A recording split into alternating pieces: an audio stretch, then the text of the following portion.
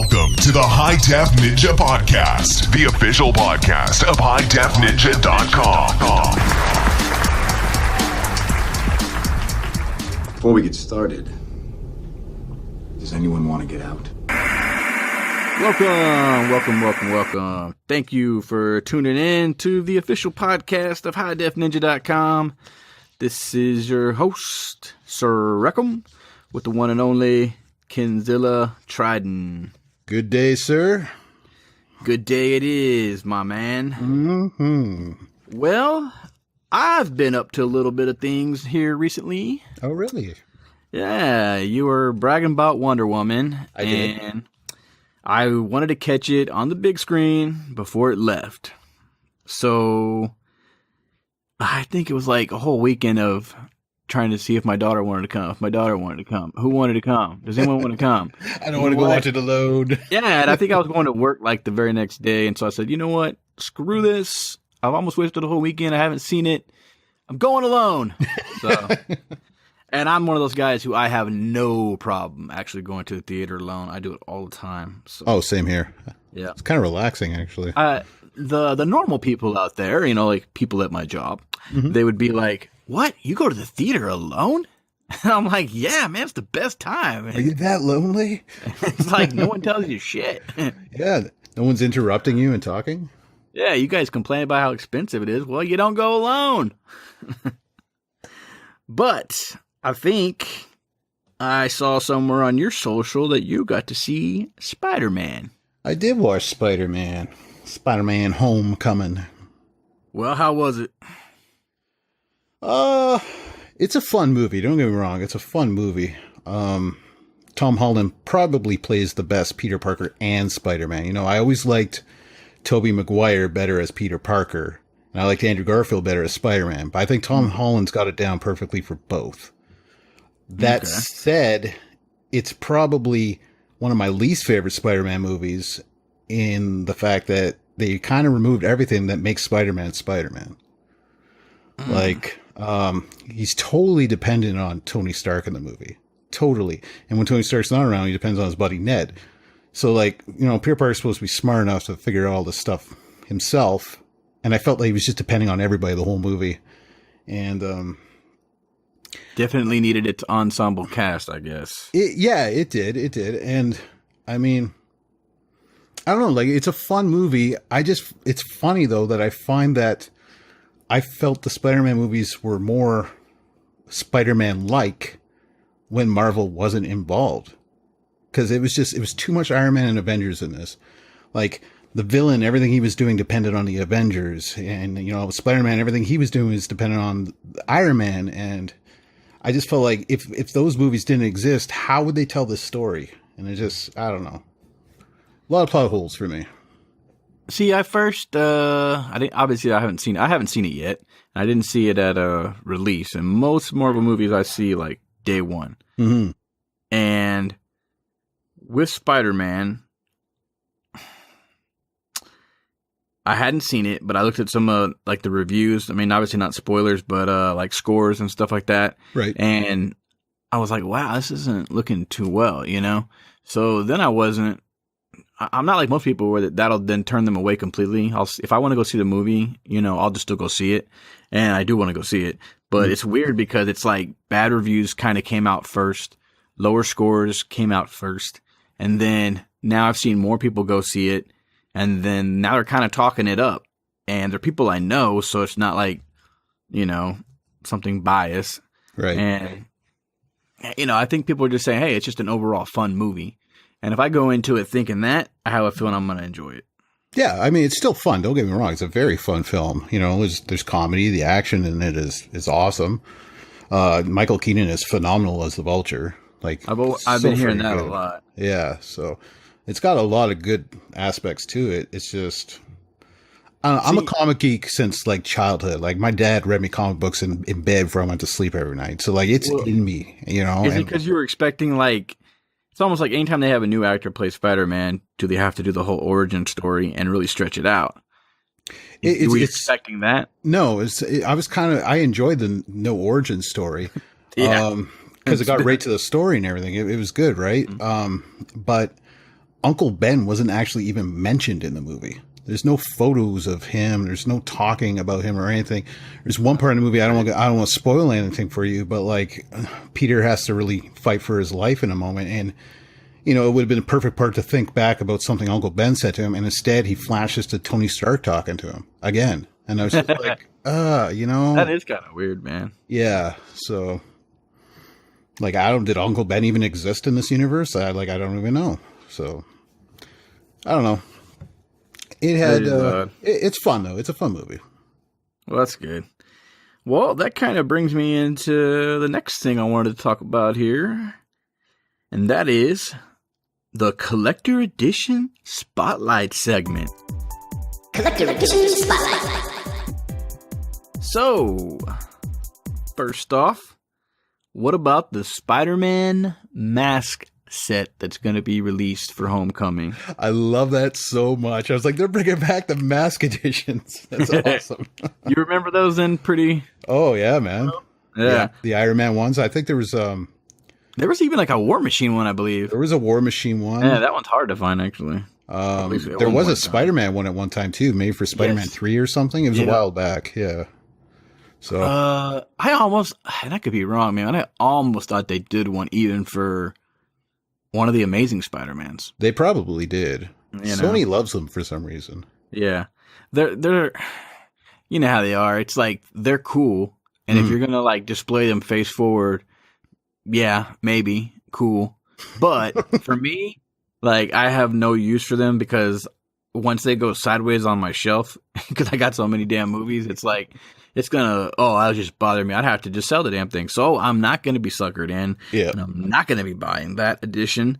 Looks like the SteelBook's coming with like a magnet or something. So they got a few SteelBooks coming out for it already. I think I've seen like 3 designs or something. Yeah. All the art's looking pretty good, so Definitely. Yep. So they're going the magnet style like the Game of Thrones ones. Mm-hmm. It's kind of what it looked like.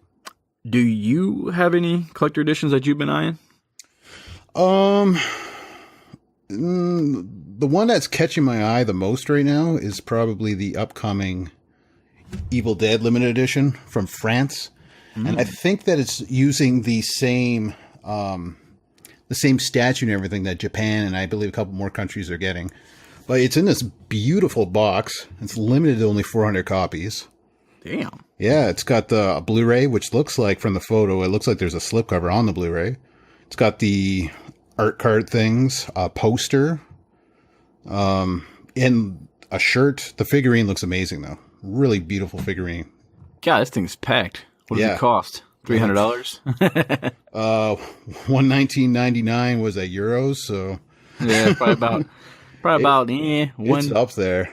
Well, about maybe 130, 135 US probably. If I was a hardcore Evil Dead fan, like I love Evil Dead, but if I was like hardcore Evil Dead, like posters and every edition and possible, I'd be all over this. Like to me, that's kind of cheap for what you're getting in that box. Yeah, and at least with that price for us, you know, they'll be able to remove the VAT at checkout, so it'll go down a little bit in price. Oh, for sure. And when does it get released? You know, I believe the release is August 23rd. Okay, so I mean, still it's time not for too far price off. To drop, pre-order price guarantee. Kind of figured it'd be around Halloween, but yeah. No. Rosart, he's big on Evil Dead and Army of Darkness. He has like every damn edition, so I'm gonna have to clue him in onto this podcast so he can hear about this.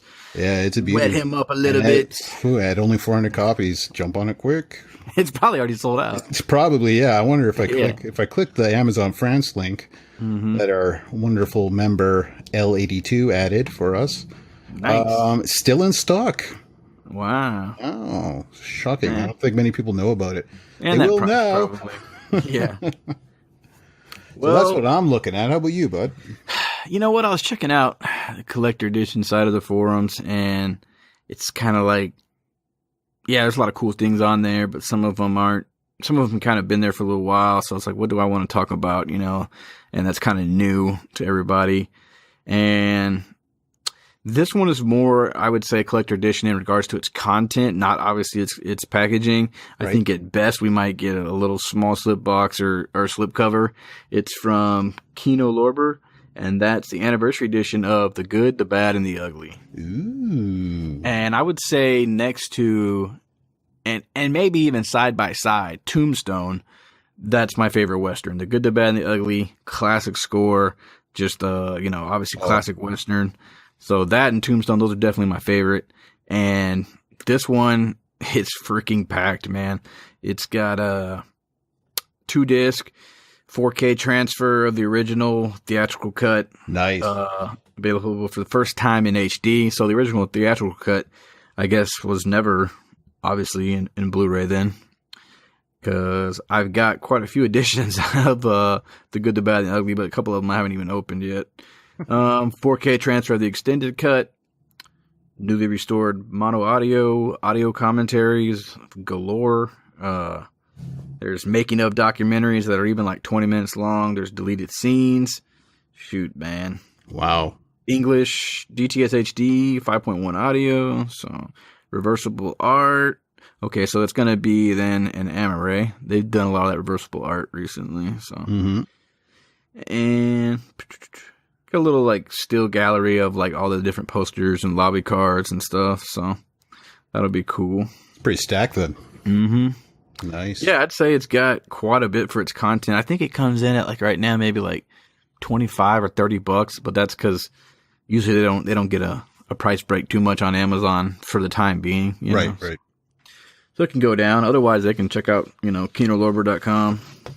And it's pretty dirt cheap for what you're getting. And that might be like Kino dash Lorber. I don't know. I don't think they actually have KinoLorber.com, but I could be wrong again. They do have a website. I don't know what it is. Actually, they'll even start, if you're just interested, you can sign up on their site.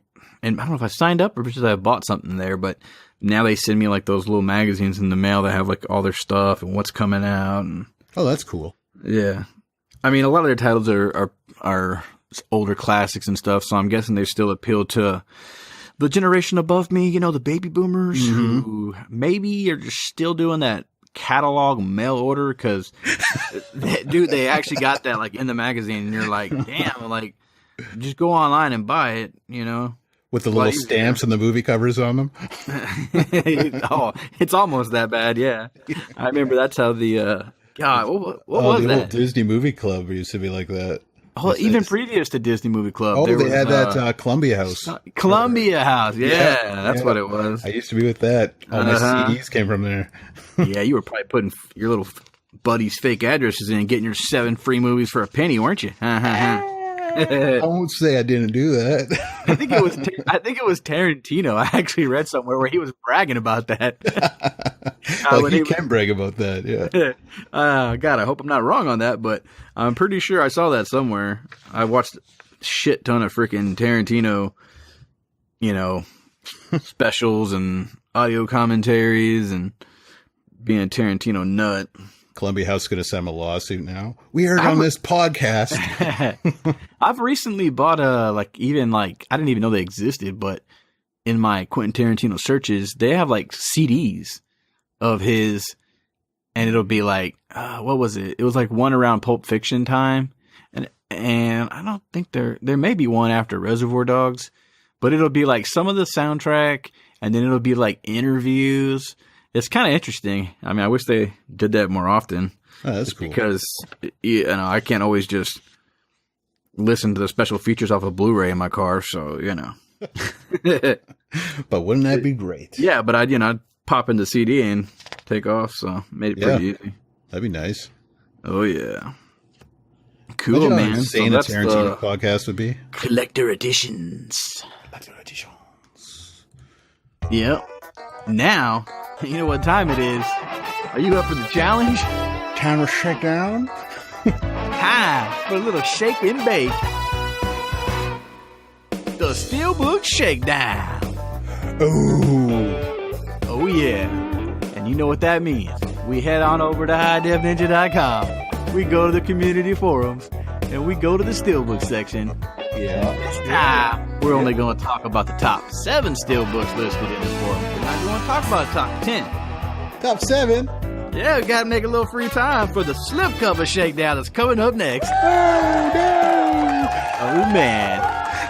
So coming in at number 1, we got Terminator 2 Judgment Day 3D and 2D Blu-ray Steelbook Zavi exclusive. Whoa. Damn. This that was was posted 5 minutes minutes ago. Yeah.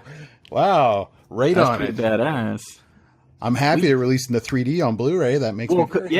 and they're doing the 3Ds coming into the theaters and shit. So Yeah, I'll be there. that's pretty sweet. Art Very looks nice. pretty badass. Looks like that's just a total hit. Although Arnie's eyes are looking like, hey man, don't touch my donut. So I don't know what's going on there. Oh yeah, that's I think that's the same artwork they're using for the theatrical poster. Very nice. The classic red and blue clash. Next up, we got Spider-Man Homecoming 4K 3D 2D Blu-ray Steelbook HMV exclusive UK. Spider-Man Homecoming. We haven't talked about that at all today. This is starting to be a trend. We might have to start with the SteelBook Shakedown and then move into theatrical. There's just too much. Let's see. That doesn't. That's nice art. That See, looks good. That's different artwork now. I haven't seen that one. God, they're starting to figure it out. These Yep. us crazy ninjas will just buy them all up. Bunch of collectors. Hey, that's a good one, man. That's what I call myself. Yeah, someone's going to go, hey, after this podcast, collecthorrors.com. It's going to be Collect taken. whores. What we got next there? We got Black Up, Barons. Split. Yep, Split Black Barons. That's a really nice slip box they put together for that ugly ass steel. For the uninitiated, Black Barons is the redheaded stepchild of Film Arena. But they have had some pretty cool stuff here recently. Oh, they better be really cool. For the price. Yeah, because aren't they like, what are they? What is this? $8.99. Whew. Whew. It looks nice though. $8.99. $8.99, not dollars. Oh yeah. Whatever their Czech Corona or whatever it's called. Yeah, the Kroner, huh? Kroner. Czech Kroner works out to like probably $60. Resident Evil: The Final Chapter, HD Zeta Silver Label. I feel like we talked about that one last time. I don't think we did, but No? I don't think so. Oh, got some artwork. Oh, looks nice. Yeah. Good My package. thing with that is, it's like, there's so many Resident Evils, so unless you're going to do them all HD Zeta, then... That's the same here. I hate it. Just I have all the don't old do Walmart fifth. ones, so all I need is just a steelbook for that one, you know? Right. Yeah. Life Kimchi DVD exclusive. Right. And I saw your photo of this got earlier. those in, yep, and took care of the group buy. And I will say on that one, they're actually both winners. The lenticular is pretty awesome. It's got like the little blood effect on the spacesuit. And then the full slip has nice printing, and it features artwork Tomer Hanuka. So both are winners. How's the finish on that full slip? It's like glossy, and it's got some like a little bit of, what do you call it? You know, UV rays print. So no, it's very nice. stellar. Stellar. It's a good movie too. Watch Life, everybody. Watch it. Yeah, it's pretty good. I saw it in theaters alone, and and I liked it. You know, but I enjoyed it there more was than the part of new me, Alien. like there was part of me that was like, okay, I like The Martian better, but maybe that's just for the comedic purposes and stuff. Yeah. Or maybe that, well, I won't say it because, you know, people may have not seen the movie yet. Just watch Life, okay? And then we can talk. Send me a PM. You talk about the scene where Ryan Reynolds has sex with the alien? Oh, yeah. No, I was actually talking spoiler. about the Spoiler end. alert. Oh, But, yeah. sorry. Okay, that scene. Oh, okay, gotcha. All right. Star Trek Beyond, 3D, 2D, Blu-ray Steelbook, Film Arena. Ooh, another big giant box for your shelf. That one's actually doing pretty good. It looks good. It looks sharp, all three All that the they put Trekkies together. got to get that one, so thankfully I'm not a Trekkie, so woohoo, money saved. It's too much. And Oh, what's number 7? hey, I tell you what, we're going to just, should I do it? Should we skip number 7? I think we've talked about number 7 Okay, enough. we're going to give number 7 an honorable mention. So that's another Spider-Man Homecoming with different art. Yes, it looks good. It's from Italy. But I'd rather talk about the next number 7, and that's That The one's Thing from Arrow Video. And it's got the iconic Drusen artwork on the front. It just combined the two. Drusen. Gotta watch so that's Drew Struzan, whatever you want to call him. He's poster god, and it's got that on it. It's coming in at a great price. It's got the new 4K scan. It's obviously not 4K, but and that kind of makes me wonder. I'm like, who's gonna own who really owns that 4K scan when it's all said and done? And is the U.S. going to soon be seeing a, 4K Ultra HD version of the thing this year? I mean, it's hard to say. Universal's been putting out a lot of 4K releases, but at the same time, Scream Factory just released theirs in the U.S. What, less than a year ago? Yeah, because U.S. Well, that's right. Scream Factory did do it. Yeah, that's true. Yeah. Yep. That's why this has only come to the UK, and it makes me and cry. It bounces all over, which is crazy. I don't have a Region B player, and it kills me. Yeah, and see that it'll probably stay in the UK because the Scream Factory is one, but Universal is like the one who's working with them in the US, so I could still see it popping up in the US, but sometimes they wait it out because of the market and that Scream Factory one still being out there. So I'm tempted to order that just so I can try to get Struzan. I did order sign it. Gotta go ahead and talk about it now. Our main man, Ghoulish Gary Pullen, the collector's edition box set version. I went ahead and just put an order in on that one. I think this thing comes out in October, so there's plenty of time, Yeah. Ghoulish Gary. In with Amazon UK on that one. I think I'll jump to Zavi and get this thing SteelBook. So yeah, I might do it too. Yeah, I probably shouldn't, but I can't help it because it's so beautiful. Well, yeah, especially because I can play Region B, so for me, it's obviously more the merrier. Lucky for yourself, maybe stick to Amazon UK. Then that way, if you end up changing your mind closer to date, quick little cancel. Mm-hmm. So. Might do it. All right. Well, that, sir, was the SteelBook Shakedown. Shaked and baked. So you know what's next? Another shakedown?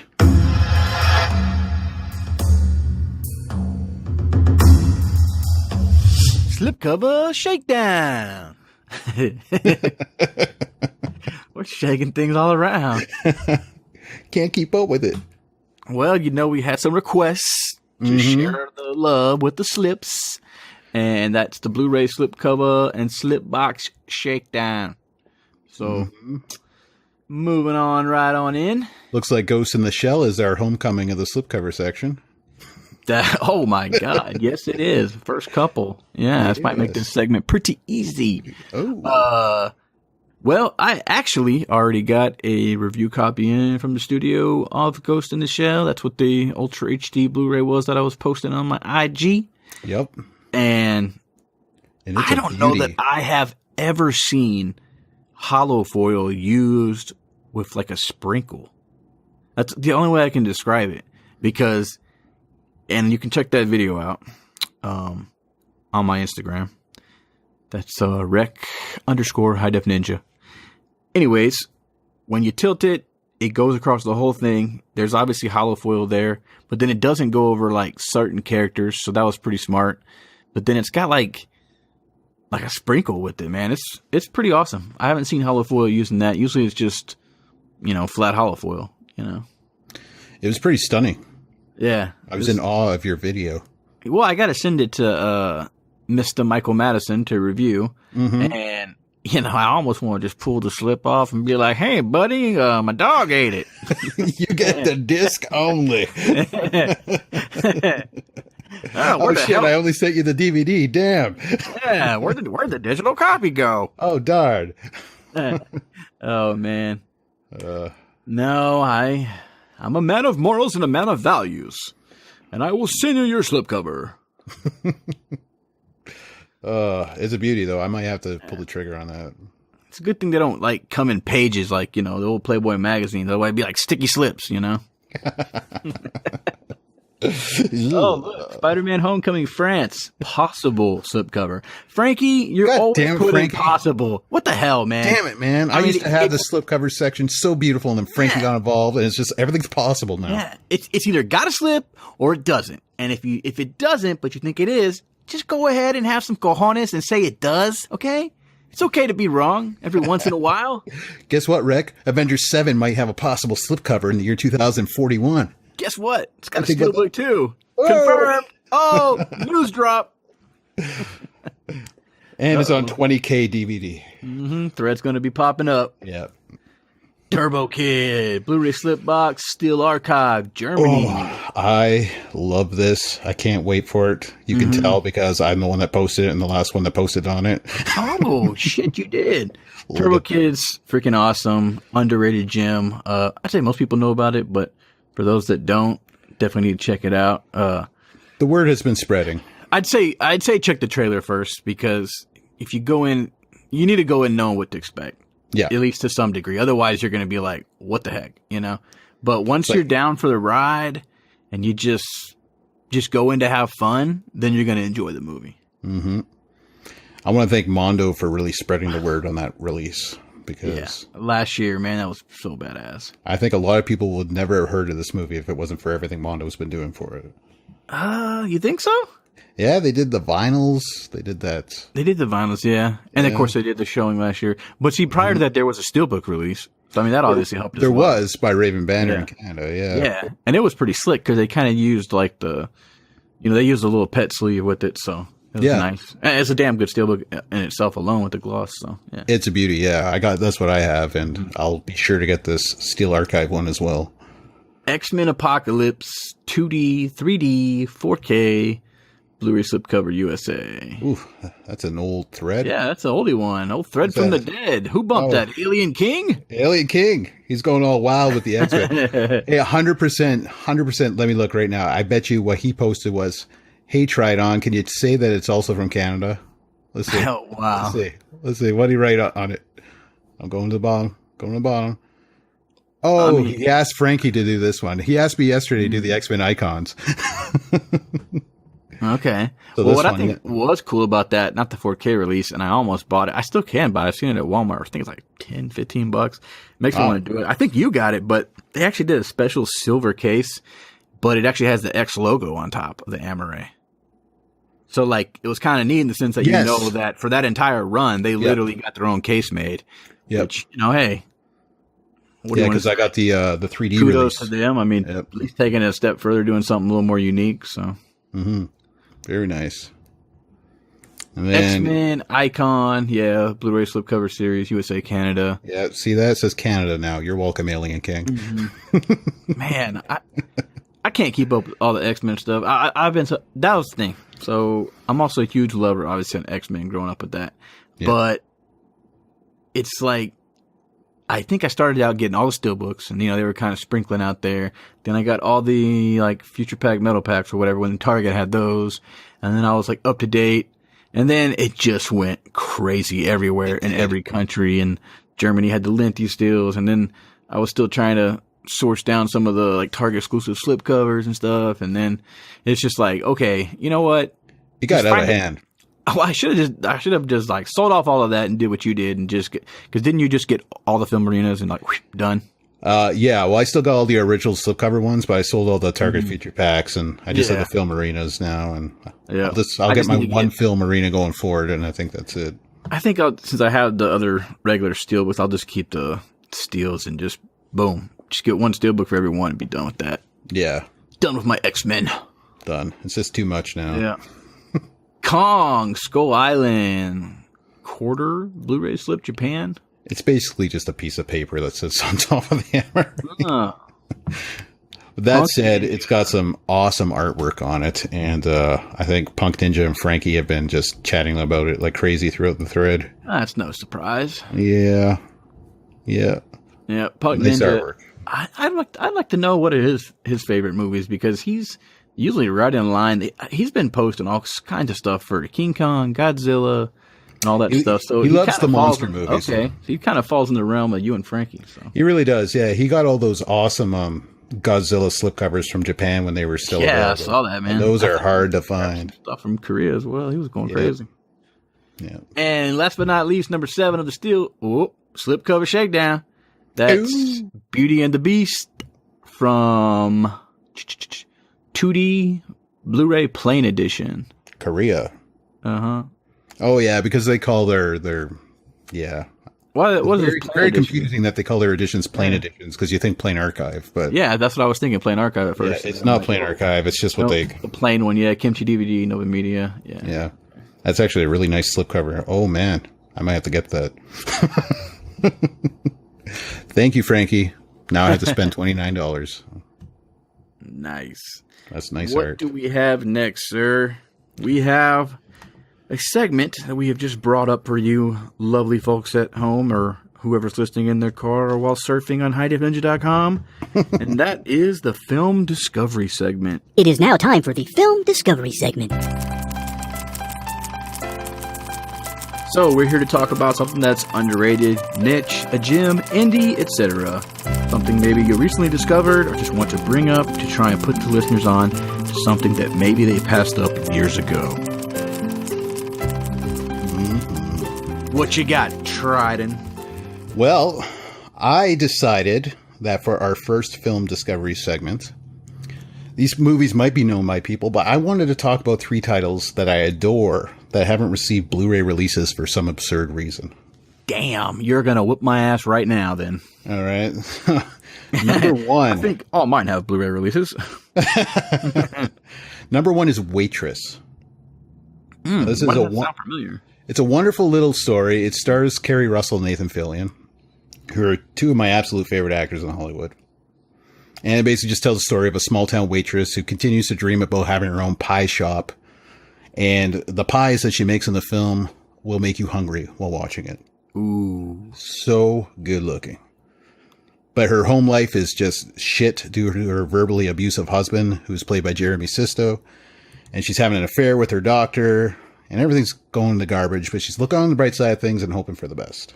It's a really good little tale. It was written and directed by Adrienne Shelley, who also stars in the film. But sadly, she was actually murdered right after post-production wrapped on the movie, and she never got to see the actual film's release. Wow. So, it's a very good movie. Got some deep stuff all around. Yeah. It's a very good, it's a comedy drama. And it's just a cute little film. I really, really enjoy it. I'd love to see it on Blu-ray one day. So, what else you got there, sir? That's my number 1. Number 2 is actually my favorite film of all time. Yes, it's not King Kong or Pacific Rim or Jurassic Park or any of those other monster movies. It's What's Eating Gilbert Grape. Oh, yeah. That's not on Blu-ray? God dang. It's not on Blu-ray. It's got a Blu-ray release in, I believe like Australia, but nothing over here, which is very strange to me because it has Johnny Depp and Leonardo DiCaprio, and I believe it's like their best performances ever. They're both so good in it. And then there's this great ensemble cast. It's got Mary Steenburgen and Juliette Lewis and John C. Reilly and Crispin Glover and Darlene Gates, who sadly passed away last year. She plays Mama Grape in it. Big, huge woman. But it's another small town tale, and it's about a 20-year-old who, well, not 20-year-old, 20-something-year-old, I guess. And he takes after the family because his dad's not around anymore. And he just wants to escape it all.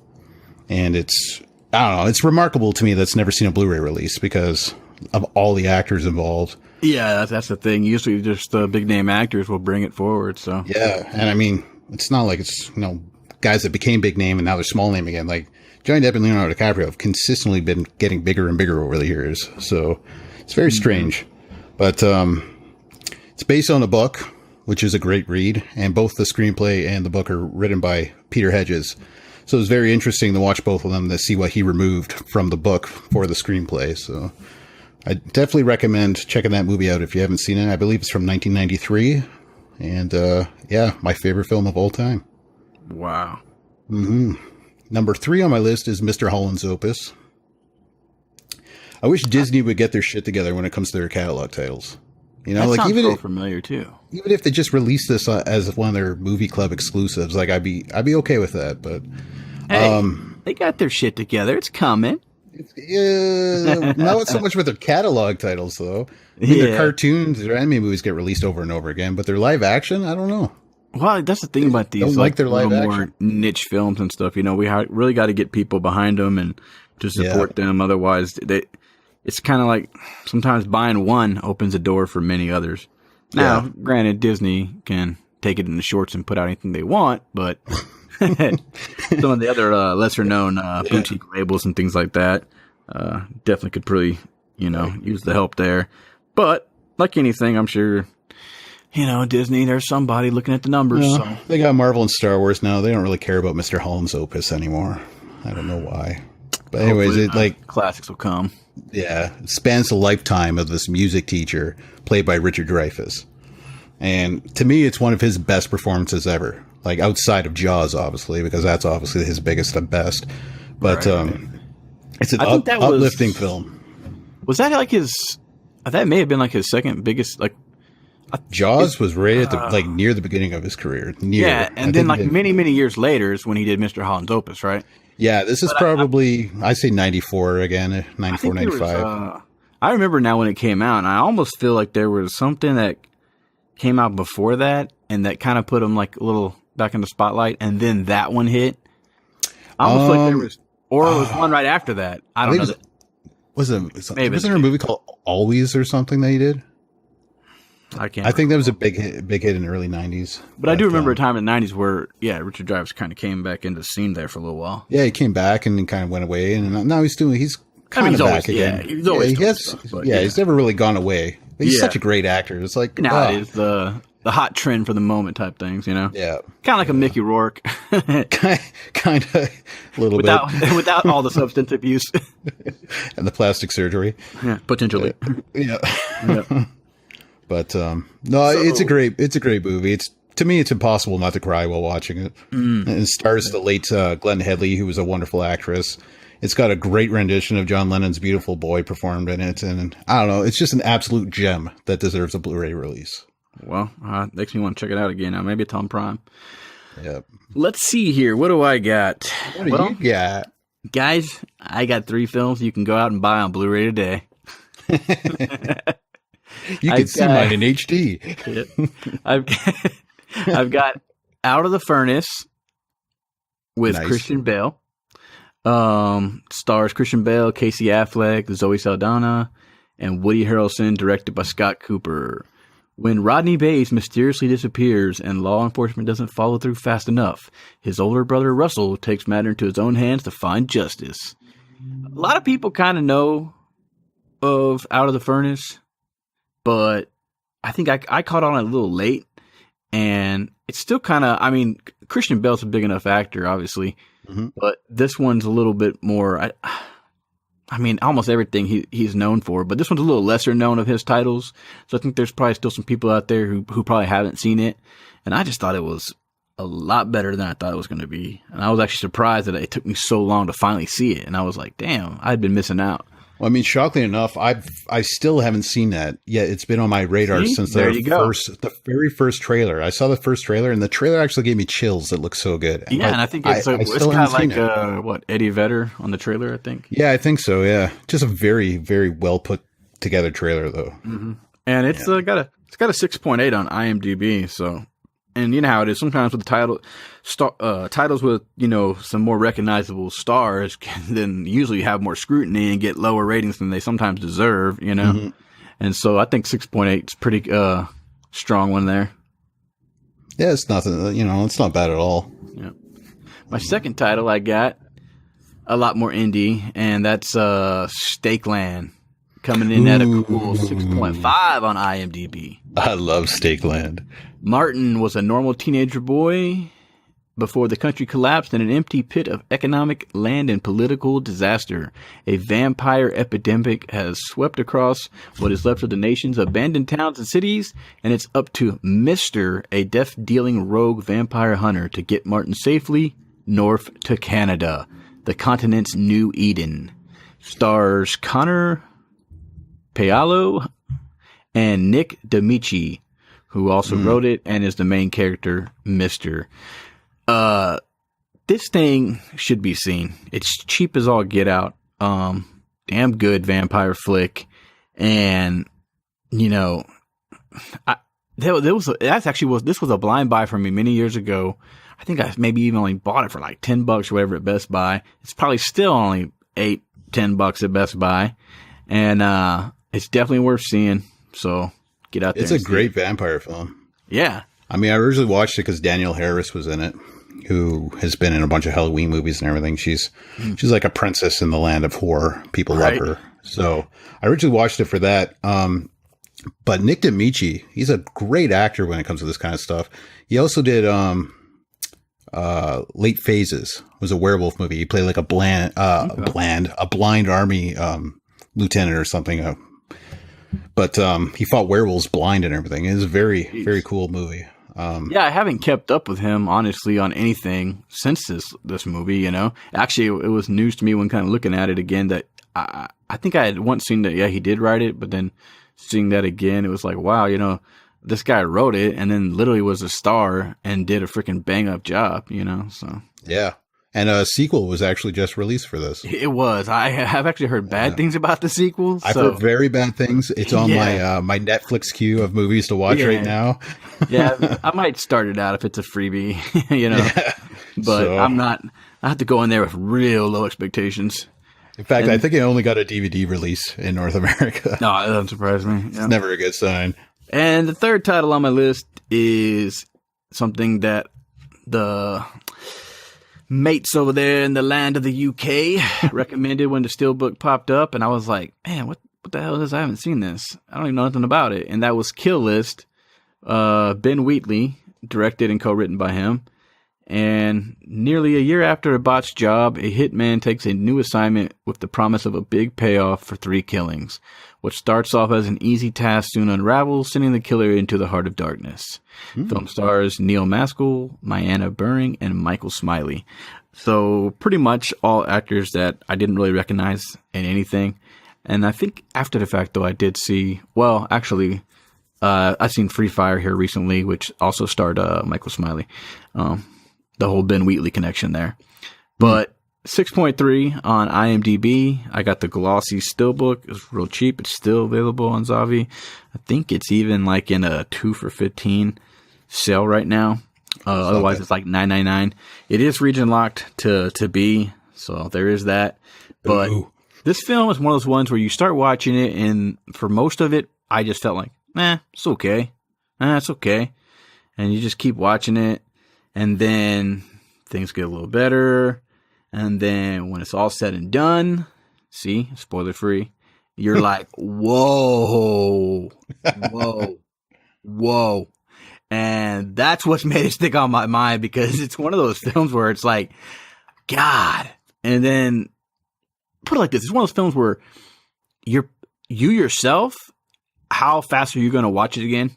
Probably going to be a long ass time for me. However, However, though, for me, it's one of those films where when someone, you know, it's definitely rated R. So, but point being, someone from family comes over, you know, my wife's sisters love to, you know, see tons of freaking movies I got, you know, and some of them like scary things, some of them like, you know, everything. So, point being, though, this is one of those films that you're willing to watch it again when you're watching it with someone who has not seen it, because you want that same shock value. You like to see it with them, you know?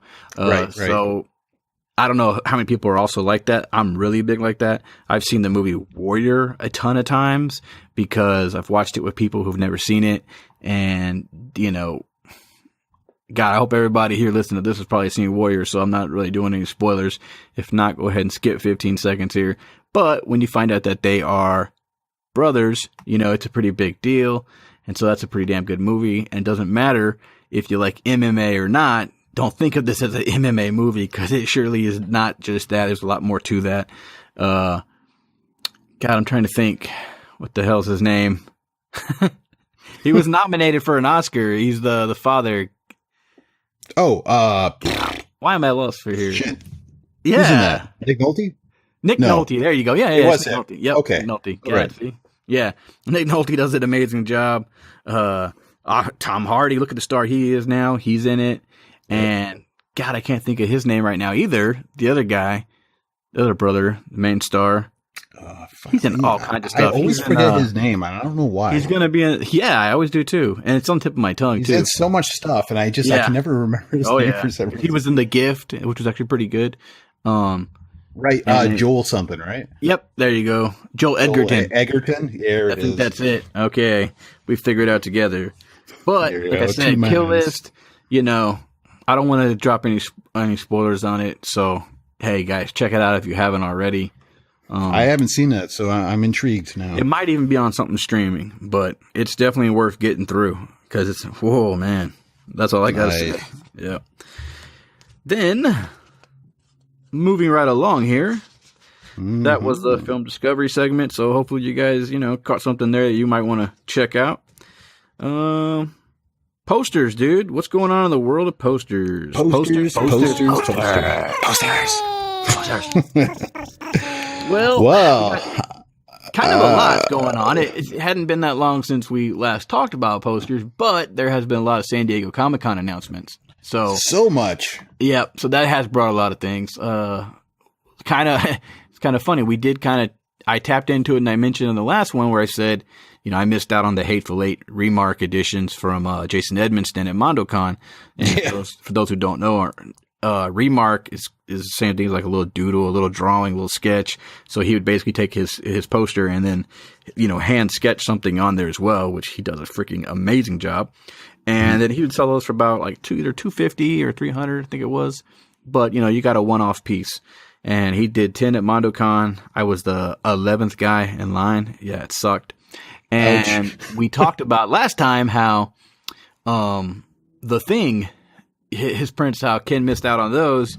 And I go, oh, he'll probably bring them to MondoCon with some sketches. And maybe he'll still do that. But for right now, he's actually bringing 10 of them to San Diego Comic-Con with some Remark sketches. So, and they're awesome looking, too. I've been looking at his Instagram page. Gary Pullen, oh, man, he's bringing like a freaking archive up there. So he's got a lot of cool stuff. Kevin Tong, he's got some stuff releasing with, well, he's got some like letterpresses and stuff for himself at his booth, but then also at the Mondo booth, he's got a 2001 Space Odyssey poster. I don't think the Baby Driver Matt Taylor would be at San Diego Comic-Con. I think that was just a drop. I believe so, yeah. Mm-hmm. Yeah. But there's at the D23 Expo currently ongoing, we talked about the Lion King. And there's a different colored version of the Lion King actually available, like right now. And by the time you guys hear this, it's no longer available. But and we talked about how I said I might want to go after it. Well, that was a screen print, guys. So I'm not really. This one's called an art print. So my guess is it's a what they call a gilet. I sometimes call them a gilet. Yeah. Buongiorno. Italian. But, so I don't know. Maybe you guys can let us know on the correct pronunciation of that one. And don't just post Wikipedia, damn it. Let's see. Hot Fuzz by Jock is actually dropping at San Diego Comic-Con. Richie Beckett's Labyrinth is so beautiful. Yeah, you posted that one. So beautiful. There's not a whole lot of posters that I see that, are like one or two colors max that I'm just like, you know, in awe of. Even though, I mean, that's obviously how you can see, you know, someone's true talent, sure. But there's just not a lot of times where I am, at least on full-fledged posters, versus, say, just owning a sketch or something. Mm-hmm. But yeah, when I saw that, I was like, holy shit. That was amazing. Like, so much of like the posters and prints put together for Labyrinth include David Bowie, right? Oh, yeah. And to see this one and just to see like Jennifer Connelly's Sarah with like Ludo and Sir Didymus and Ambrosius and Hoggle and just see them all walk along. Like I was just like, oh, I want that so bad. Yeah. It's not even funny how bad I want it. It's a great piece. I like how it wasn't like everybody's backs are turned and all you see is the back of their hair. I mean, you know, I know there's obviously, you know, things that can come into play at those times where you can't do certain things, but whatever the case may be on this one, you guys got your approvals or took your risks, whatever it may be, but you got it right. Let's just put it like that. Oh, yeah. Yeah. I hope some of those land up. The Extraterrestrial 35th Anniversary print by our boy, Drusen. Yeah. That's a Bottleneck Gallery. Again, another beautiful Drusen print that I cannot afford. Yep. And I think on the next time we all get together with a special other guest joining myself and Tridon, we will talk about the MondoCon announcement that just took place involving hidefninja and that guy right there, Drew Struzan. But we'll save that for the future. For the other guy. Mm-hmm. Moving right on down. Someone's bumped up The Graduate by Roy Kurtz. Hey, at least it wasn't Drive. Maybe I still have a chance. The Mondo Con 3 exclusive. And I'm guessing, I won't even click on it. It's Martin Chow. We should have had a lot more talk going on about this, but our section has grown so much more in the past year, so maybe I'll have to go in there and chat it up. But I guarantee you, without clicking on it, he's probably posting a picture that Roy Kurtz recently received like a whole grab bag, smorgasbord of goodies because this art actually got picked up later by Studio Canal in the UK. For like the re-release, is it the anniversary? I'm not sure, but that's right. Yeah, because it went back to cinema for a little while, and so they used it all for the promotion and stuff. Actually, through all of Europe, actually. So he had all kinds of cool stuff they sent to him. Yeah, I remember Roy was really pumped about that. He was posting about it. Yeah, absolutely. Yeah. And then got some Spiderman Homecoming. Yeah, I think we may have talked about that one last time. I'm not sure. Yeah. But that right there is posters. That's how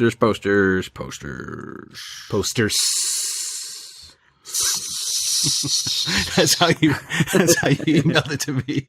Like, Ken, this is like the idea I got right now. Posters. I'm like, that's a lot of S's. You know, it's like, I want to think of something cool and catchy to call that segment, but I don't know, man. It may just always live on as posters. Because it's probably annoying enough that that therefore it becomes people catchy. will remember it. Oh, it's that stupid poster segment. They put on some new hip hop jingle on the radio, and you're like, man, that shit sucks. And then about like the next 100 plays of it, you're like sitting there singing along, shaking to it as well, and you're like, why the hell am I even singing this shit? So sometimes if you play something enough, you can psychologically warp their mind. It's true. Sometimes if you play something enough, you can psychologically warp their mind. So, hey, man, by episode 10, you guys are going to be yelling out posters too. So Posters. So, moving on along. What's spinning? Vinyl. What's spinning? What's spinning? What you listening to? What you looking forward to? What you got? What you eyeing? What you trying? What you buying? Oh, I like it. Hey. It's almost like you had a hip-hop past or something. That's strange. The Thing. They got that going on in the forums. That's the original soundtrack by Ennio Morricone. Butcher that shit too. Where's that one from? Oh yeah, Waxwork Records. That's the one they did. They did a couple different versions though, because I think they also had a limited edition cracked artwork. There's a lot of great stuff coming. So much Stranger Things. Yeah. Man, I swear they like re-release that album every like week with a different colored vinyl. Speaking of Stranger Things and audio, let me tell you some Stranger Things. So, God, who's selling it here? See, I'm already screwing it up. There was I think it was a different country that was selling. It sounds like it's a cassette tape, but it's inside a VHS clamshell. Okay, but the stranger thing to it is that in the USA, the retailer is actually going to be Urban Outfitters, the clothing store. Yeah, I think I saw that. Yeah, so you can go in there here whenever. I didn't check the release date on it, but they're going to be the ones carrying this like limited VHS tape with I don't know, maybe it's on VHS, but they made it sound more like it was almost a cassette in a clamshell, you know, like special edition they made. But it was very strange the way they worded it. Yeah, because they said VHS, and then I looked at it and I'm like, but that looks like just a cassette tape in a VH. Yeah, so I'll check that out. I mean, if they got it on actual VHS, that would be amazing. That would be pretty badass, wouldn't it? Yeah. Now, granted, I don't know what they'd really be showing us unless it was just like a music video or something, because it didn't say anything about like actual show, you know. So I don't know, but that's something pretty cool I saw. Speaking of what am I buying, I put in a pre-order for the Jaws because I missed the poster drop. Like, epically missed the poster drop. Totally forgot about it. You know, I got things to do. Okay, I'm Sir Wreckham, and so then I said, "Ah, shit."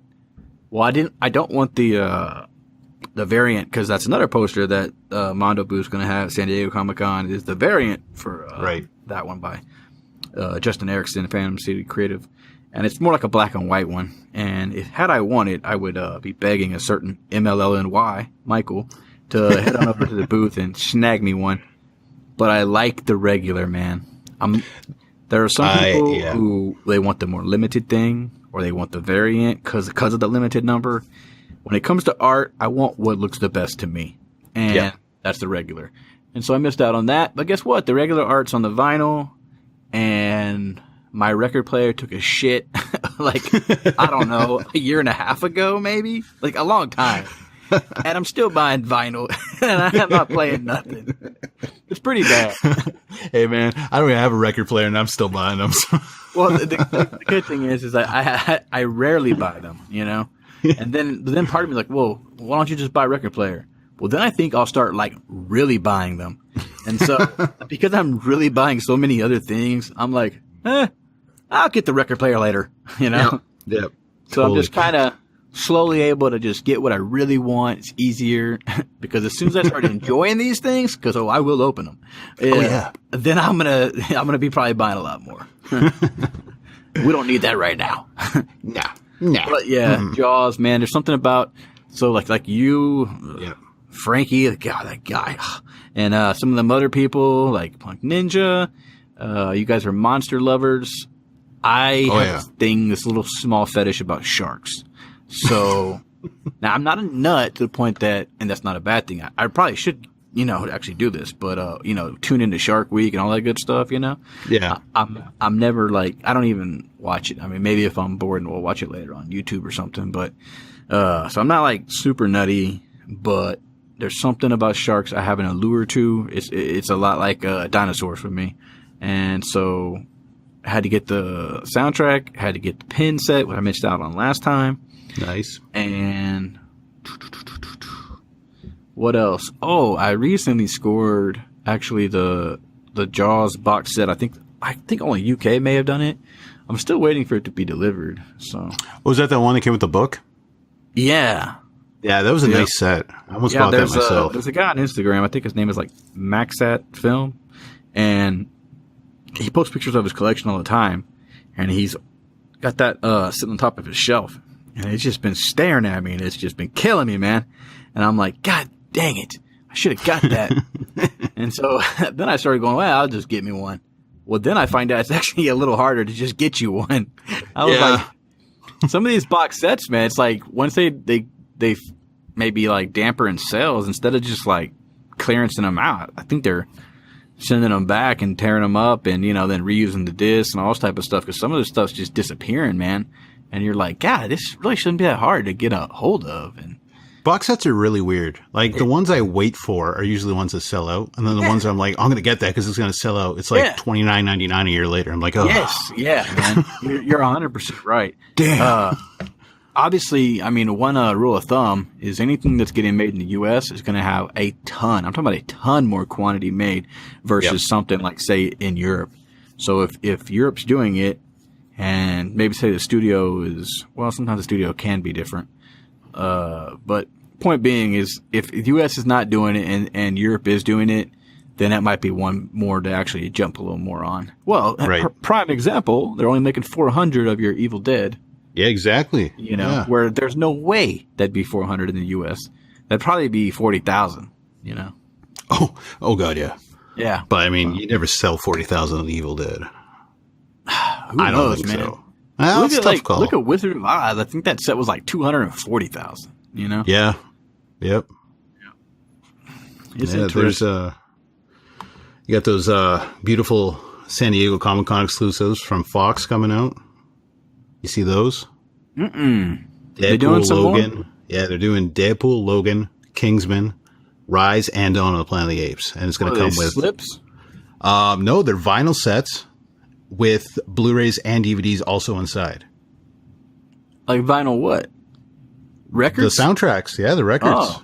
Yeah. I thought you were going to tell me vinyl toys. No, like If you're in the vinyl section, you'll see them there. Are they kind of like the Disney big sleeve editions? Have you seen those from the UK? Yeah, they're kind of like that, except it comes with a vinyl soundtrack plus the Blu-rays and the DVDs. Like it's got every disc. Right. But all you get is, like, for instance, all you get is the vinyl record, and then you open it up, and it also has the Blu-ray and DVD inside or whatever? Yeah, it's got all of them all inside. Okay. Yeah, that's kind of exactly what the minus the record was the big sleeve editions in the UK exactly. that Disney did. But they're awesome looking. Like Deadpool's riding a unicorn on his. Oh man, dude. It's so cool looking. You hear anything about on the quantity of them? It just says limited quantities. They're going to be at the Fox Fanfare booth at San Diego. Whether they end up on the Fox Connect site, probably not, but I'm going to hope so because I really want Deadpool and Logan. Well, for those that have made it this far, I can say that there's also going to be some SteelBooks on display. Little drop there. People might want to check out, let's see. I think I can say. I won't say what, but check out the Lionsgate booth. And I don't know I guess the Universal booth. So. Oh. I could definitely say one other one that ties in with that Universal thing, but that'd be kind of just giving it away, and so I don't want to do that if it hadn't, if it's not out there yet. So, well, I guess next time we chat, SDCC should be over, so we could chat then. I could probably just say it now, then, right? You probably could. I mean, as long as this doesn't come out before Comic-Con. If you put this out the day of Comic-Con, because isn't it coming up like on Thursday or Wednesday or something? Oh yeah, I won't have it out by then. So yeah. Case, supposed to be the Universal Monsters, the Alex Ross art is going to be on display. So that's either at the Alex Ross booth, I think he may have one, obviously, and or at the Universal booth. And those are the ones that Zavi are already, selling and stuff over there. They're beautiful, but they're going to be coming to the USA. I'm not sure on Canada, but it wouldn't surprise me. And then Lionsgate, I was told, check that one out. So check it out. Check it out. Gonna check it. Those Alex Ross ones are beautiful. Boom. Thunder. Lightning. I want to just quickly chat to you about Waxwork comic books. Have you heard about these? Oh, I think I recently did. Waxwork's starting to do comic books, right? Yeah. So Waxwork Records, they're going to do their own comic book / vinyl series. So their first one was actually just released this week. It's called House of Waxwork. It's a horror anthology comic book, but it's going to be a comic that also comes with an exclusive 7-inch vinyl that's going to have a soundtrack to listen to while reading the book. Wow. So, and going forward, they're going to do more and more of these, but that's the first one. It looks really, really cool. I believe there's a blue and a green variant that you can order from their website at the moment. And I think certain comic book stores are going to be carrying it as well. Waxwork's been putting out some pretty good stuff lately. They really have. And even in the past, I still got to go back and pick up that Taxi Driver because that's a pretty badass one in itself. Yeah, so like I'm looking at Waxwork's site right now. It's only $14.95 to pre-order. That's not bad at all. Yeah, they got a whole bunch of artists on it, a whole bunch of writers, and let's see, the Occult Slumber Party Green Splatter vinyl is still available, and the Lighthouse Keeper Blue Splatter is still available. So there's 2 choices. Looks very cool. If you're a comic fan and a music fan like myself, I'm going to recommend this because I'm going to probably order one right away. Well, I will talk about the 25th anniversary of Reservoir Dogs, which has its vinyl out for about £20 at Zavi in the UK, and also Music on Vinyl. Music on Vinyl has been releasing a lot of good stuff lately. Yeah, and that's like limited to 3,000 numbered copies, 180 grain, red and clear mixed, and I'm more so talking about it because, hey, 25th anniversary, Reservoir Dogs, my man, QT, Quentin Tarantino. Hey, I'm hoping that this cast has gotten together and and done some filming, because didn't they actually, I think they may have screened at Sundance for this anniversary already. I think they did. That sounds familiar. I'm hoping I'm not getting this confused with Heat, which I don't think I am, but I thought they did like an anniversary screening, and I think the actors most of them were in attendance, which got me all my juices flowing, because I started thinking, okay, that means, something's little coming. special feature, interviews and stuff, which also then means, hey, 25th anniversary Blu-ray edition. Mm-hmm. So kind of hoping there's going to be something special to come out for that. So here's to hoping. That'd be kind of cool. Here's to hoping. Yeah, buddy. Music on vinyl's also got the Wonder Woman soundtrack. They had, which I personally love that soundtrack. Rupert Gregson Williams did it. He's the brother of Harry, and I don't know. It's that was a damn good film, man. And the soundtrack pumps me up so much, man. The way he weaves his score in with the theme that Hans Zimmer and Junkie XL wrote for Batman vs Superman. Just it's such a good soundtrack. Yeah, that film. It's one of those ones where you told me it was good. Sometimes when you go into a film after being told it's good, you can be a little let down with the expectations. But I was actually, I still went into it just just see what it is, And I was actually taken away. I thought it was really good, and I'm pretty stoked. I'm pretty excited for it. And I'm not, unless they come out with some, and there's already been some good promo art, so but unless they come out with just a lot of heavy hitting stuff in regards to collectible packaging, I'm going to try and hold it down and, maybe get one tri-pack and be done, but we'll see. Hopefully I don't have the Wonder Woman bug to get 20 copies. So thank you, Wallet. Yeah, I was going to try only for one or two, but one would be fine as well. But my wife loves it, and when the wife loves it, you're buying more than one or two. Well, that's when you got the pass. Yeah, love it. Yep. Well, moving right on along to a very cool new segment. We'll see how well this goes over. And that's called Dismember the Member. I love this one so much. Dismember the Member! Dismember the Member! It could be good, could be bad. We're here to tear apart the members. Dismember the Member!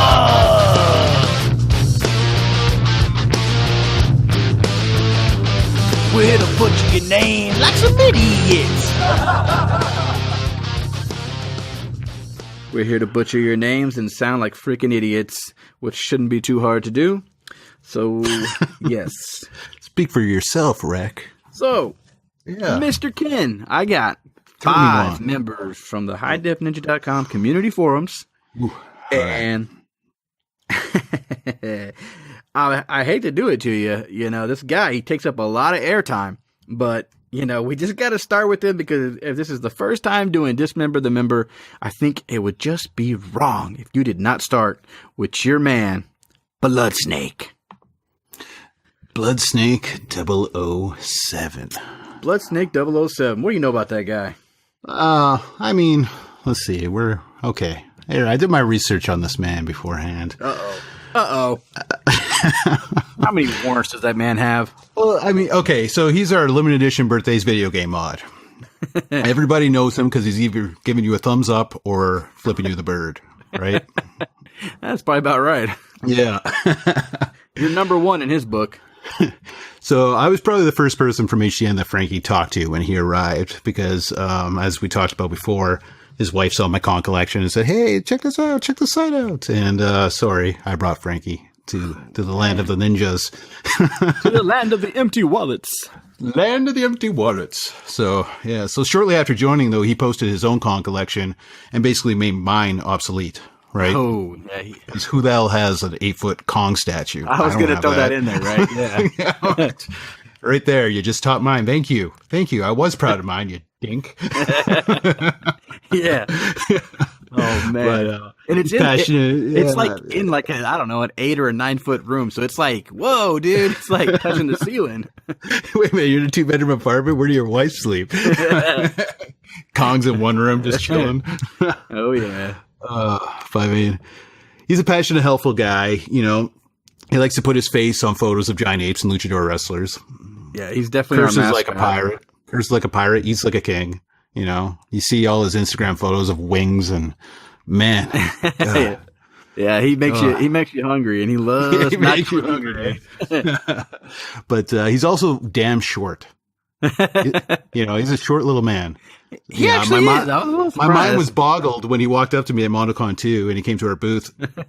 How small he was, you know. He's got such a big personality, and his pictures make him look large, especially, you know, when he's putting his face on King Kong. You expect a big man. So he's definitely strong, though. He's got one where he like lifted his wife up, I think, like above his head or something. Yeah, well, he's a tough man. Yeah, I was like, is this Photoshop? So, I mean, it's hard to believe that much awesome can fit into such a little body. That's all it comes to. Oh man. So yeah, that's. I think I butcher Frankie enough, you know, on a daily basis. On the well, you got anybody for me? Ooh, let's throw Drum 18 at you. Ooh, Mr. Drum, Mr. Mark. Love that dude. He's been around, man, a long time. I feel like an idiot now. Well, that's what we said we would, right? But I'm trying to think back if he was here back when we were BRC or not, and that's why I'm probably an idiot when he's going to probably tell me, well, of course, dude, look at my join date. But no, he's been around for a long time. I would definitely think all of hidefninja. I mean, been a great moderator, contributor. He's big into collectibles and stuff now. He's probably shipped out thousands and thousands and thousands of SteelBooks himself back when Canada was like on top of the SteelBook world, raining down its wrath upon everyone else. When we were the gods of the SteelBook world. Before anyone had or cared about their Asian SteelBooks, it was all about the Canadians, man. So yeah, definitely. I love that dude though, for real. Yeah, he's a good dude. And like I said, keep doing those GBs because I don't want them. Which brings me to the next guy for you. Right, bring it. A boisterous one at that. Floydo. Oh, Floydo. Yeah, I think I'm saying that right. And if not, we're butchering it. What's his current profile status? Yo, honey dips, summertime, fine Jerry dripping. That gives you an idea of who he is right off the bat. No, he's a cool dude. He's definitely eclectic. His profile pic is bonkers. You know, have you seen that? It fits his personality, though, right? The electrifying hair and the headband and the 100% pure crazy eyes just staring into your soul. I've seen that one, man. Yeah, that's another big personality guy you got there. Yeah. What is this? No, he stands out amongst the sea of members in our forum, that's for sure. But I always enjoy talking to him. He mostly frequents the SteelBook section of the forum. But when we chat, you know, there's always a good combo ahead of me. And I love chatting superheroes and comics and superhero movies with him. And yeah, no, he's a cool dude. Great for the community. I like him. Yep, absolutely. Yep. What you got next? You're going to have Danzig 1979. Oh, man. God. What to say about this guy? I'm guessing he likes Danzig. He was when he was born. Probably born in 1979. So he's a little bit older than me, not by much. He's a good contributor to the forums. He adds a lot of good conversation. He's up on the film arenas and all the Asian stuff. I know he's, you know, big into the Blue fans as well and whatever they're bringing. So yeah, I mean, it's usually, I know the name, I see the name, I read his stuff, and he's never been a problem in my eyes. Nothing's ever came across the proverbial desk of Sir Reckham about Mr. Danzig 1979 in a bad way. Not yet, anyway. Yeah, right. So, I don't have anything bad to say about the guy. God, we got to find something bad on someone here. I know. This is Dismember the Member. It's like, I like him. Yeah, we're going to find somebody. I don't like him. Thumbs down. Well, next for you, you got the silent but violent assassin. This guy, man, he falls right in line with the guy you gave me, Drum 18, in that he's been around for a long, long time. And that's my man, Seagull. Seagull? Is this Seagull or Sigil? It probably is Cy Gill, because that's Gill. That's actually like part of his name, but I always just call him Seagull. So, hey, bud, you can fly with the sky, man. That's nice. Name him after a shithawk. Good job. Yeah, he's probably hating me now. Seagull. Another big Tarantino lover right there, man. Me and him. I actually sent him some of my blood, sweat, and tears. I sent him the second ever and last ever I'll ever make was Inglourious Bastards, like a carved, like a little, like if you ever go to the baseball games or stores that sell baseball shit, and they'll have these like little miniature baseball bats. And I took the bat, sanded it down, and then I engraved by hand Inglourious Bastards in the font from the movie, and then like painted some blood on it. And I had a whole lot of free time back on my hands in Arizona, so no way. Yeah, that's never going to happen again. So, hey, man, one of two. One of two. Wow, man. How do I talk bad about this guy, though? I don't know. And I'm talking about him, and you're supposed to be talking about him. Shit. I know. What? Come on, man. Stealing all the airtime. Dude. Nah, he's been a friendly face on the forum since I joined back in 2011. So, I mean, I always remember right off the bat, just pictures of epic collector's editions. And he has some great trades with Sammy, one of our older community members. I don't think she's around anymore. Yeah. But they used to trade back and forth these great collector's editions. And I would see them on their social profiles and on hidefninja. And I was just always astounded by the collectibles this guy brought in. Like, just mind blowing. Like, I checked in on her recently. Not that I told her that. I was just being a peeping Tom. And I seen that. I was like, hey, whatever happened to her? And I think she was in like one of my Facebook groups or something, but it's like she's either pregnant or just had a kid. I think she just had her baby. So yeah, absolutely. I don't know where they're going to put a kid because have you seen her room? Oh, I know, man. She's still got a Django I need. But yeah, that and Seagull's SteelBook moderator, so he's always working with the Digital Babe, and he's been holding the fort down over there, and current avatars, opposite of Mr. Judge Dredd himself. Yeah. Oh yeah. See, his current avatar is a Hateful Eight, so I'm sure you're loving that. Oh man, me and that dude, man, I can always talk Tarantino. And let's see here. What you got for me? You got anybody for me? Let's go RJ531. Never heard of that person. Oh, okay. Moving on. I'm just kidding, man. That's got to be the biggest cheerleader we got. If you got Frankie as your mascot, then we definitely have Jane as our number one cheerleader, man. She's freaking awesome. Contributing everywhere, always leaving comments and stuff on even on social and then of course on the forums and stuff. Man, she's got one of the coolest. A while back, I did that SteelBook themes, hashtag, and that was in relation to, taking your SteelBook out in the wild and taking a picture of it, with the background that matched. And she went, God, I don't know where the hell she went, but it looked like, let's put it like this. She took the Indiana Jones Temple of Doom or whatever SteelBook with her, and it looked like she was in the front of the Temple of Doom. Okay. So it's a pretty epic shot. You can check it out. So she topped yours. Okay. Yeah, man. What kind of shit is that? What kind of cheerleader I don't are have you? any temples around me. Come on now. Not fair. Hey, man, I thought my drive one, putting on some gloves on the steering wheel was enough, but shit. Yeah, she went. I thought she was from Canada. We don't have no freaking temples around here. That's how hardcore it was, man. She went on a vacation and was like, hey, I'm taking the Indiana Jones with me. I'm going to show that Rex bitch what it's all about. Yeah, man. She kicked ass. Hashtag SteelBook themes. There's a few of them up there. People want to check them out. They're on Instagram.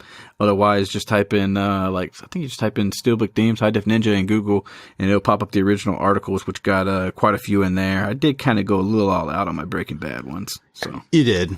Well, I mean, just a little bit. Yeah. I mean, it's kind of easy when you're always cooking up meth in the back, you know? Oh, yeah, totally. Next up for you, I'm going to butcher this name. That's why we call it Dismember the Member. And that is Horror Matt.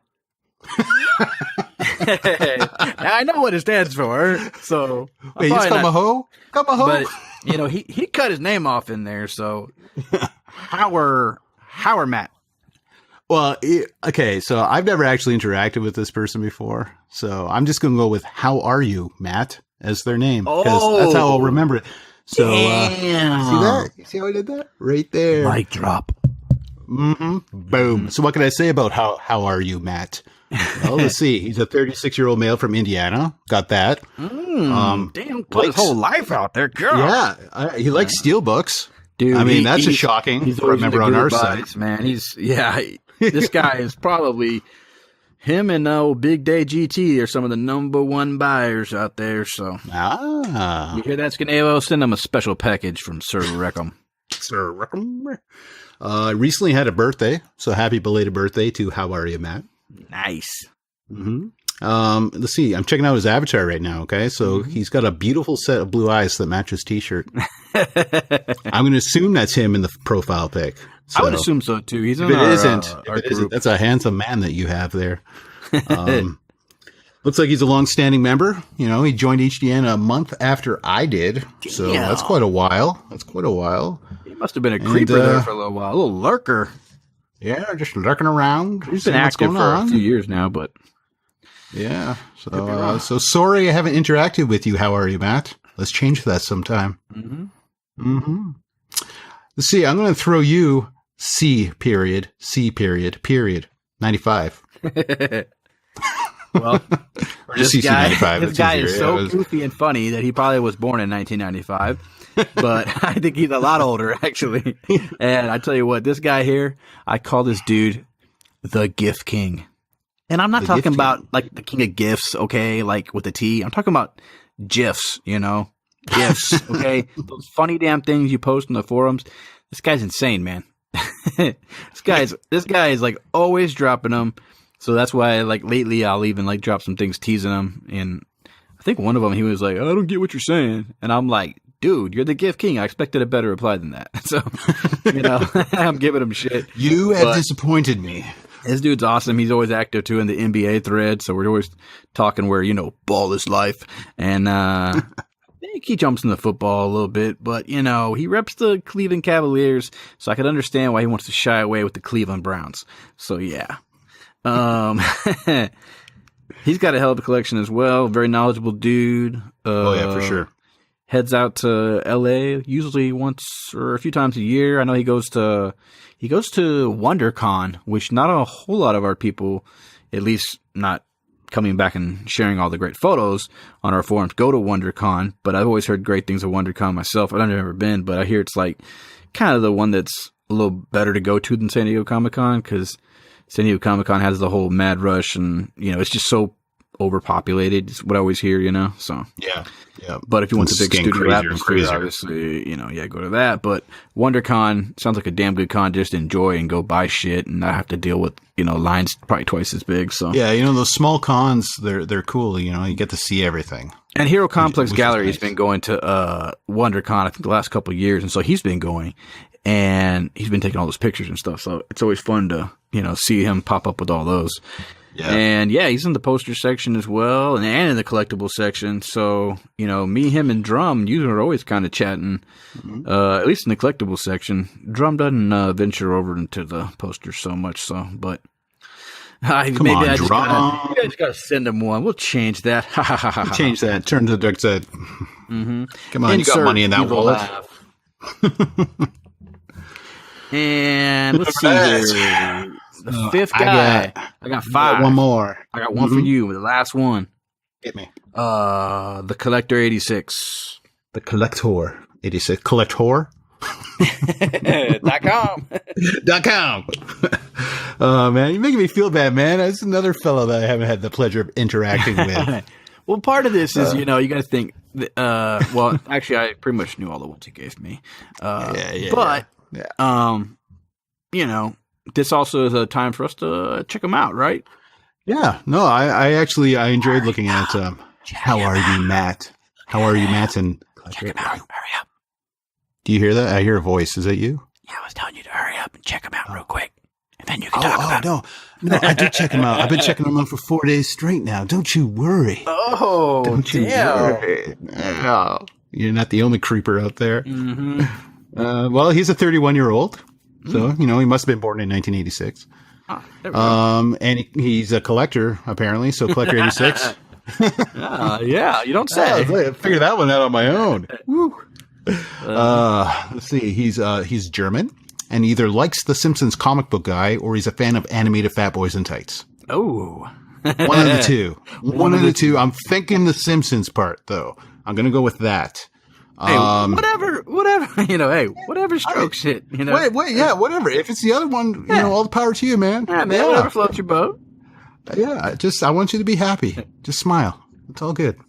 You see, I'm looking at the posts that he's been making previously, and he seems like he's totally fanboying over superhero SteelBooks or that sexy new Drive Media book that's coming in from Germany. I was going to say, that's where I just recently was doing some chatting myself with him. Yep. So you have very good taste, my friend. And I went ahead and put in an order for the tri-pack because, hey, owning about 7 or 10 Drive movies is just not enough. I had to get another 3. Yeah, that makes sense. Oh, yeah, absolutely. And I did follow up because I was in like a poster commission because I'm a Drive whore, And so I had anything Drive, I damn near just get on just for the hell of it, despite all my principles and values. And the artwork that came was by like Nikita Khan, or I think I'm saying that right. Mm-hmm. That's why we butcher it here. Dismember the member. But I went ahead and just did some checking because I was just curious. And they did talk to the artist, and they got permission to use that for the media book. So that's all cool and dandy. That's very cool. And I think we're still waiting to see Artwork C, aren't we? Because I put an order in and I seeing that. So, yeah. Yeah. All I can tell you is it better they be look good beautiful. because that's the more expensive one. I did notice that. Watch it be Roy Kurtz. No. Oh, can you imagine that? No, that would happen. They have to work with Mondo on that, so I don't think that's the case on that. That's not going to happen. Yeah. But I can dream, damn it. Dream away.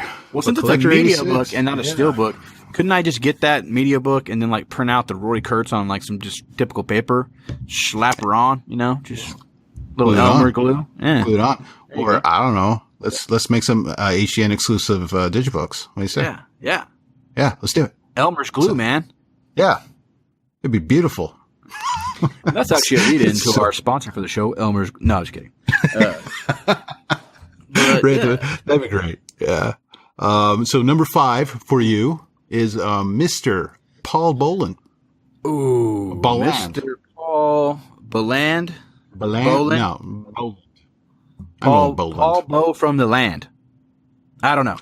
Well, if you're listening, is it Paul A, Boland. Boland, or B, Boland? I've always just done Boland, Boland. But I think I almost want to call this guy Mr. Technical. And wasn't there like a wrestler like Mr. Technical? I think Paul Ornstoff or something like that. Another Paul? See, I was big into wrestling back in the something day. like that, yeah. The reason why I call him Mr. Technical is this guy is definitely known throughout the forums to be very technical in his replies, letting you know all kinds of information and goodies and stuff. And it seems like he's always – I heard once he had a background in media like back in the days, and I think just some of that knowledge and then a lot of his insight. And I think he goes out and reaches out to people like Arrow and things like that because he usually will come correct and come very technical with his replies, and that's why he kind of stands out to me. Some of his replies, like I said, they're so technical that sometimes I'm like, yeah, man, we know that. So if we're going to talk any bad, that's the only schmidgen of bad I got for this Dismember the member. But no, I actually appreciate all the contributions he does, and like I said, I know a lot of people are always giving him the thumbs up and things like that for those, technical aspects and things like that. So Yeah. Yeah, I mean, he pretty much spearheads the Arrow section of the forum. And Oh yeah. He's been like thinking that for the he last couple of years. puts it together nice. Like, you want to know what's coming on that disc, he'll let you know what's coming on it. Yeah, absolutely. Yep, I've seen him. I think I'm a friend with him on Facebook as well. So yeah, he's totally a good dude. Been around for quite a while, so he's one of those guys that I think know the ins and out of the hobby. So he's going to stick around, because we do see people who come in and they think they're just going to buy their way into everything, and a few months later, everything's for sale. Got to get out. Oh wow, that's not how that works. Yeah, man, we know how that works. It's like, whoo, it's hard. It's really hard. The one's still kicking after 5 years. They know how to do it. Yeah, oh yeah. Which, he's not on this list, but I have to bring him up. Mr. Elgins, Mr. No Avatar. Sometimes people give him a lot of flack, but you know what? That guy's always kicking like a bucket of good chicken. And hey, that guy knows how to play the game. So, and he will always be the first one to let you know you spent too much money, because it's cheaper on eBay. It's true. That, my friends, is the end of episode number 3. Yeah, think about High Def Podcast.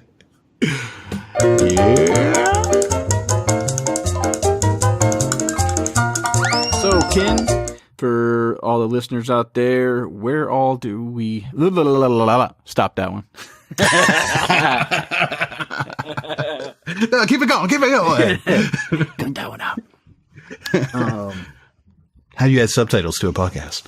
Yeah, right. Let's see here. Dismember the members!